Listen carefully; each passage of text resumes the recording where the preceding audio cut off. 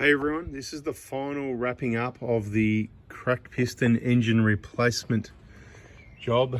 I just want to maybe recap a few things and give you a few warnings on maintenance, things I see to look after your vehicle.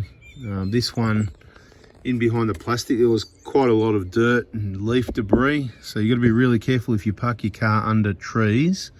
Regularly clean out what's in here because it'll just rot away and fall through and go into the next compartment, which is underneath there. It's sitting on metal bodywork of the car and holding the moisture in the dirt and debris like a mulch pit.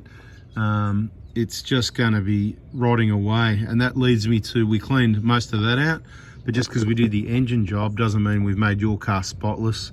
You need to do a lot of your own maintenance, and if you want to use a vehicle last for the best and make it last and keep traveling around Australia, you're going to need to wake up and pull your finger out and start taking a look around about what maintenance and cleaning needs to be done on the vehicle, and thinking and having it set up right, and maybe changing a few things around because maybe you didn't go to the right people and you haven't got the best solutions so far.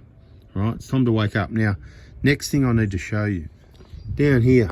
All right, see this is what I'm talking about. Now I've washed this down before the job and after the job, but we're washing the engine and what you can see around the engine area. I'm not washing in there, and I'm not looking down in there. Now, I'm going to give this a wash, but this is a good example of a sealed up firewall. See this one? Someone's put some RTV silicone and sealed it up. Remember I showed you one. If I haven't showed you already, there's another one coming soon in a video, before or after this one, I don't know. Probably after, so sit tight, stay tuned, subscribe, turn the bell on. I'm just here with the ideas and information for you to keep it reliable. This firewall needs to be 100% sealed up, not 90%, not 50% or anything else. This debris down here, you really want to be cleaning that out, not letting it sit there. See how it's holding the moisture from yesterday?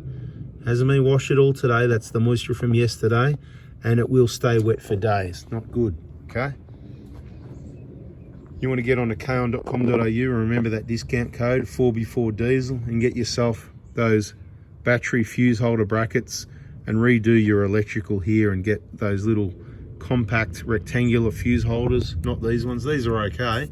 These are not bad if it's an inline fuse, but the little compact ones fit on the KON fuse holder brackets really neatly, and just get those rode up.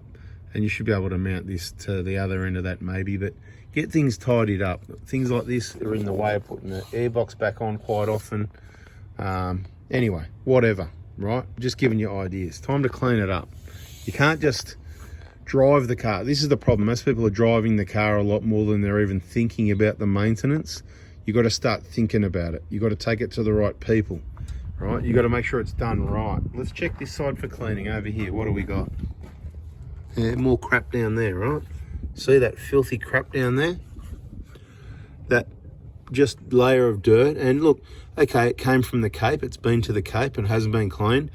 But I can say most of that was probably there before the Cape, because the leaves down there, they didn't come from the Cape. And this is after we've washed it a couple of times. Quite a bit of water's gone running down there. Okay. This vehicle also, I'm going to show you the cracked guards. See there's a red wire down there? See that? Red wire, well, you know, not insulated either. That could rub through. Maybe it's got a fuse, maybe it's one of these ones, I don't know. I don't know this electrical. So it's time to just have a look around at things, all right? Take responsibility and clean the vehicle properly. Just looking around, like one of these clips missing, so I'll grab another one of those and pop it in there. Sometimes they just fall out. Bit of a pain in the butt, but I want to show you this is the cracked guard as well. Did you know about that, or you didn't know? If you didn't know, well, it's time to get to know. Again, time to take your head out of the sand, everybody. Have a look at this. You might want to drill a tiny little hole about 3 millimeters at the end of the crack so that it doesn't go any further. And if you've got a heavy battery that's not secured, it can continue to keep coming across this way. Always think twice before you decide what batteries you're going to put in here, how big they are, how close they are to your radiator, or your wiring setup, how well secure the battery is. Is it banging around? That's usually half the problem. It's not secure. This one over here, it's a bit smaller. It's secure at the moment. It's got this little extra bracket, not bad. Little wing nutty things, you know, I'm not a fan of those. Let's go down and check the guard on this one. And there it is. You can see the crack. Very common. Not on every car. It's probably a 1 in 10 or less. It's a good sign the vehicle's been used. That's awesome. Heavy duty suspension, bull bars shaking around, big heavy bull bars shaking around on the front of the car. Body mount bushes, batteries shaking around, extra weight. All these things are probably contributors. And maybe, again, when they design the vehicle, they didn't know what we were going to do to them here in Australia. Anyway, it's a good sign it's been used, but things people are probably not aware of. A few things you can go check on your vehicle, and a bit of a wake-up call. When you drill those holes out, make sure you don't drill through any aircon pipes. You can see this is on the inside. I'll just show you what it looks like. I'll try to. All right, there it is. Notice there was a wire underneath it. Don't drill through those. Could be aircon pipes. Look here. There's the crack at this side. Right, you need to find right up the top of the crack up here. Don't drill through the wire. Copy? Don't drill through the wire. You can get these guard repair kits from Toyota that bolt on. You can have different ways to fix things. You can get some plates welded on. You don't want to just weld that up because it'll just crack again next to the weld. I promise you that. It'll happen sooner or later. You want to have some material welded along the edge. Like say you had a 5mm diameter piece of steel or tube, round steel, whatever.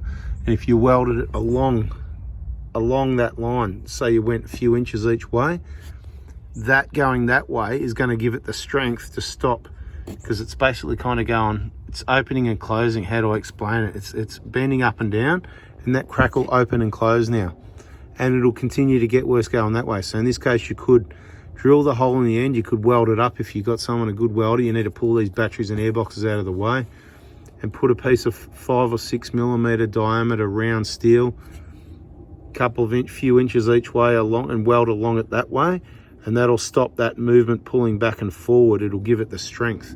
That's probably what I would recommend anyway. But anyway, bit of chit chat on the vehicle, bit of surprise maintenance and damage that people aren't used to seeing. The cracked guards and the going to rust out down their vehicle.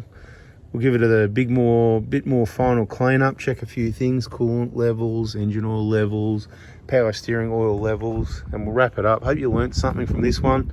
Just trying to, sorry if I was a bit harsh, but just trying to give everyone some information to maintain the vehicle and avoid these problems that really, they're all avoidable, and there's solutions for everything.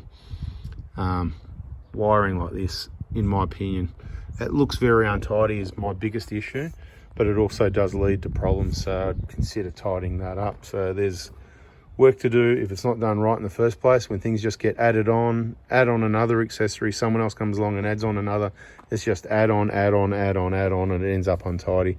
And at some point you probably need to just go, let's just disconnect all that and reconnect everything properly with fuses nice and neat. Longevity for the win. Thanks for watching. I don't know if it helped or not. Let me know in the comments. I'll check it out. See ya.